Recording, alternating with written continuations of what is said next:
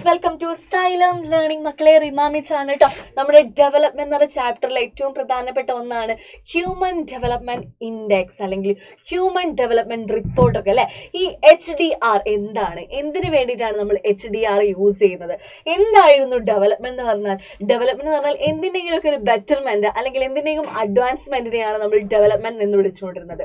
ഒരു കൺട്രി അല്ലെങ്കിൽ ഒരു സ്റ്റേറ്റ് ഡെവലപ്മെന്റ് ഉണ്ടോ, നമുക്ക് ഒരു കൺട്രിക്ക് അല്ലെങ്കിൽ ഒരു സ്റ്റേറ്റിന് ഡെവലപ്മെന്റ് ഉണ്ടോ, വികസനം ഉണ്ടോ എന്ന് നോക്കുന്നതിന് പലതരത്തിലുള്ള മെത്തേഡ് ഉണ്ട്. അതിൽ ഏറ്റവും എക്സാക്റ്റ് ആയിട്ട്, കറക്റ്റ് ആയിട്ട്, നല്ല ആക്യുറബിൾ ആയിട്ട് ഒരു കൺട്രി അല്ലെങ്കിൽ ഒരു സ്റ്റേറ്റിന് ഡെവലപ്മെന്റ് ഉണ്ടോ എന്ന് കണക്കാക്കാനുള്ള ഒരു മെത്തേഡാണ് ഹ്യൂമൻ ഡെവലപ്മെന്റ് റിപ്പോർട്ട്. നമുക്കറിയാം, നോക്കിക്കോ, ഇത് ആരാണ് പബ്ലിഷ് ചെയ്തതെന്ന് ചോദിച്ചാൽ UNDP ആണ്, യുണൈറ്റഡ് നാഷൻ ഡെവലപ്മെന്റ് പ്രോഗ്രാം ആണ് ഇത് എന്ത് ചെയ്തത്, ഇത് പബ്ലിഷ് ചെയ്തത്. ഇതാണ് the one of the best method of measure development അല്ലെ. ഡെവലപ്മെന്റ് കാണാനുള്ള ഏറ്റവും ബെസ്റ്റ് മെത്തേഡ് ആണ് എന്ത്, ഹ്യൂമൻ ഡെവലപ്മെന്റ് റിപ്പോർട്ട് എന്ന് പറയുന്നത്. ഈ ഒരു HDR പ്രകാരം 3 ക്രൈറ്റീരിയ അല്ലെങ്കിൽ 3 ആട്രിബ്യൂട്ട്സ് ഓക്കെ ആണെങ്കിൽ, ഇതൊക്കെ ഓക്കെ ആണെങ്കിൽ നമുക്ക് ഒരു കൺട്രി അല്ലെങ്കിൽ ഒരു സ്റ്റേറ്റ് ഡെവലപ്മെന്റ് ഉണ്ടെന്ന് നമുക്ക് മനസ്സിലാക്കാൻ പറ്റും. ഏതൊക്കെയാണ് ആ 3 ക്രൈറ്റീരിയകൾ എന്ന് നമുക്ക് നോക്കാം. ഒന്നാമത്തത് ലിവിങ് സ്റ്റാൻഡേർഡ് ആണ്. ലിവിങ് സ്റ്റാൻഡേർഡിൽ വരുന്നത് പെർ ക്യാപിറ്റ ഇൻകം ആണ്. പെർ ക്യാപിറ്റ ഇൻകം എന്ന് പറയുന്നത് എന്താണ്? Total income divided by total population ആണെന്ന് നമുക്കറിയാം അല്ലെ. നമുക്ക് എന്താ, ഒരു ആക്യുറബിൾ ആയിട്ടുള്ള മെഷർമെന്റ് കിട്ടാൻ, ഡെവലപ്മെന്റ് കിട്ടാൻ വേണ്ടി നമുക്ക് ഒന്ന് എന്താണ്, പെർ ക്യാപിറ്റ ഇൻകം തന്നെ വേണം അല്ലെ. ഒരു കൺട്രിയുടെ ടോട്ടൽ ഇൻകം ഡിവൈഡഡ് ബൈ അവിടുത്തെ പോപ്പുലേഷനെ, total income divided by population ആണ് എന്ത്, നമ്മുടെ പെർ ക്യാപിറ്റ ഇൻകം അല്ലെങ്കിൽ ആവറേജ് ഇൻകം കാണാനുള്ളത്. അപ്പൊ ഒന്നാമത്തെ ക്രൈറ്റീരിയ എന്ന് പറയുന്നത് ലിവിങ് സ്റ്റാൻഡേർഡിൽ വരുന്നത് പെർ ക്യാപിറ്റ ഇൻകം ആണ്. രണ്ടാമത്തത് ഹെൽത്ത് സ്റ്റാറ്റസ് ആണ്.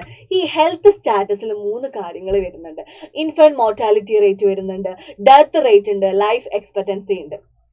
അങ്ങനെ പറയുകയാണെങ്കിൽ നോക്കിക്കോ മക്കളെ, ഹെൽത്ത് സ്റ്റാറ്റസിൽ വരുന്നത് ലൈഫ് എക്സ്പെക്ടൻസിയിലെ ഒരാള്, അതായത് നമ്മൾ ജനിക്കുമ്പോൾ നമ്മൾ എത്രത്തോളം ഏത് വയസ്സ് വരെ നമ്മൾ മരിക്കുന്നു, ഏത് വയസ്സിലാണ് നമ്മൾ എത്ര ജീവിക്കുന്നു എന്നതിൻ്റെ ഒരു കണക്കുണ്ടാവില്ലേ, ഒരു എക്സ്പെക്ട് ചെയ്യുന്ന ഒരു കണക്കുണ്ടാവില്ലേ. അതാണ് എന്ത്, ലൈഫ് എക്സ്പെക്ടൻസി എന്ന് പറയുന്നത്. നമ്മൾ എത്ര കാലം ജീവിക്കും, എത്ര കാലം നമ്മൾ എന്താണ് ജീവിക്കും എന്നതിൻ്റെ കണക്കാണ് ആ ഒരു എക്സ്പെക്ട്, നമ്മൾ പ്രതീക്ഷിക്കുന്ന ഒന്നാണ് എന്ത്, ലൈഫ് എക്സ്പെക്ടൻസി എന്ന് പറയുന്നത്. നമ്മൾ നോക്കുകയാണെങ്കിൽ ഇന്ത്യൻ മെയിൽസ് ഏകദേശം എത്രയാണ്, 67 വയസ്സ് വരെയും ഇന്ത്യൻ ഫീമെയിൽസ് 69 വയസ്സ് വരെയൊക്കെയാണ് ഉള്ളത്.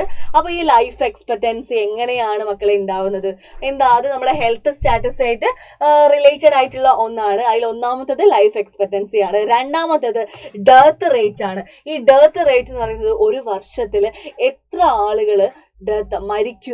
ആളുകൾ മരിക്കുന്നു എന്നതിന്റെ റേറ്റ് ആണ് ഡെത്ത് റേറ്റ്. അപ്പൊ നമുക്കറിയാം HDR പ്രകാരം ഹെൽത്ത് സ്റ്റാറ്റസിൽ വരുന്നതാണ് ലൈഫ് എക്സ്പെക്ടൻസിയും ഡെത്ത് റേറ്റും. പിന്നുള്ളത് ഇൻഫന്റ് മോർട്ടാലിറ്റി റേറ്റും, ശിശു മരണ നിരക്കും. അത് പറയുകയാണെങ്കിൽ എന്താ, ഒരു വർഷത്തില് 1000 ചിൽഡ്രൻസ് ജനിക്കുന്നതെന്ന് വിചാരിക്കുക.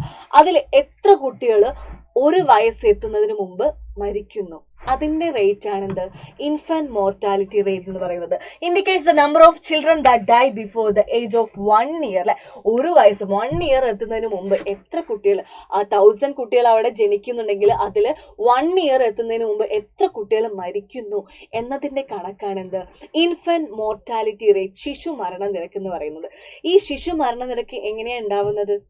ഈ ഹെൽത്ത് ഇഷ്യൂ കൊണ്ടോ അല്ലെ, അമ്മ ഗർഭിണി ആയിരിക്കുന്ന സമയത്ത് എന്തെങ്കിലും ഹെൽത്ത് ഇഷ്യൂ, നല്ല പോഷകാഹാരങ്ങളൊന്നും കിട്ടാത്തതിനെ കൊണ്ടായിരിക്കും ഈ ഇൻഫന്റ് മോർട്ടാലിറ്റി റേറ്റ് ഒക്കെ ഇങ്ങനെ ഇൻഫന്റ് മോർട്ടാലിറ്റി റേറ്റ് കൂടുകയൊക്കെ ചെയ്യുന്നത്. പക്ഷെ നമുക്ക് വേണ്ടത് എന്താണ്, ഇൻഫന്റ് മോർട്ടാലിറ്റി കുറയുകയാണ് വേണ്ടത് അല്ലെ.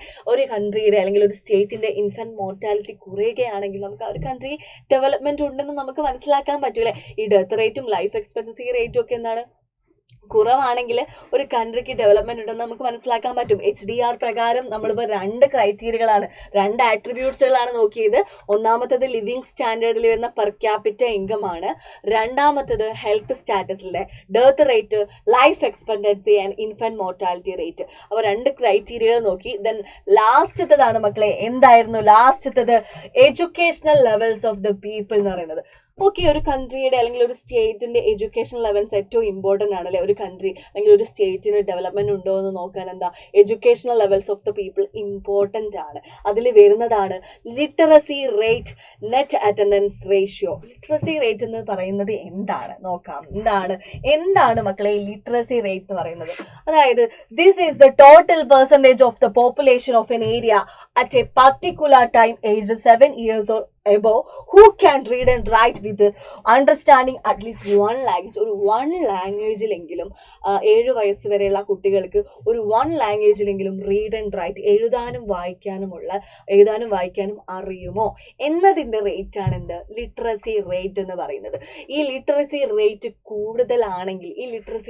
കൂടുതലാണെങ്കിൽ എന്താ നമുക്കൊരു കൺട്രി ഡെവലപ്മെന്റ് ഉണ്ട്, ഒരു കൺട്രിക്ക് ഡെവലപ്മെന്റ് ഉണ്ടെന്ന് നമുക്ക് മനസ്സിലാക്കാൻ പറ്റും.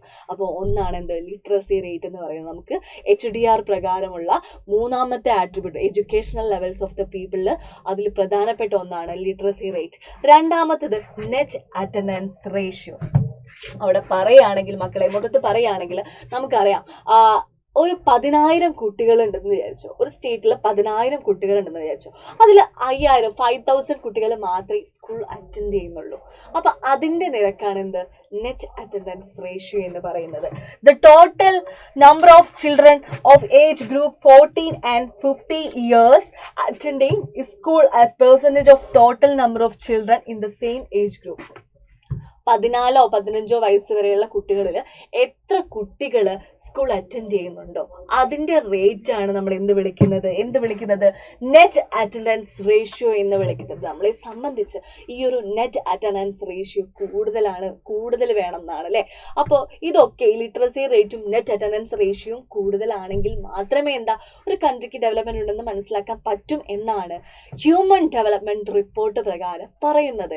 അപ്പോൾ നമ്മൾ പറഞ്ഞത് ഏറ്റവും ബെസ്റ്റ് ആയിട്ട് ഒരു കൺട്രിക്ക് ഡെവലപ്മെന്റ് ഉണ്ടോ എന്ന് നോക്കുന്ന ഒരു മെത്തേഡാണ് HDR, ഹ്യൂമൻ ഡെവലപ്മെന്റ് റിപ്പോർട്ട്. ഇത് പബ്ലിഷ് ചെയ്തത് UNDP ആയിരുന്നു, യുണൈറ്റഡ് നാഷണൽ ഡെവലപ്മെന്റ് പ്രോഗ്രാം ആയിരുന്നു.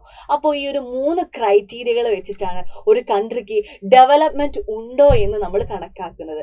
അപ്പോൾ സെറ്റ് അല്ലേ? അപ്പോൾ ഇതുപോലത്തെ ചെറിയ വീഡിയോസ് ആയിട്ട് മിസ് ഇനിയും വരുന്നതായിരിക്കും. ഓക്കേടാ, ബൈ.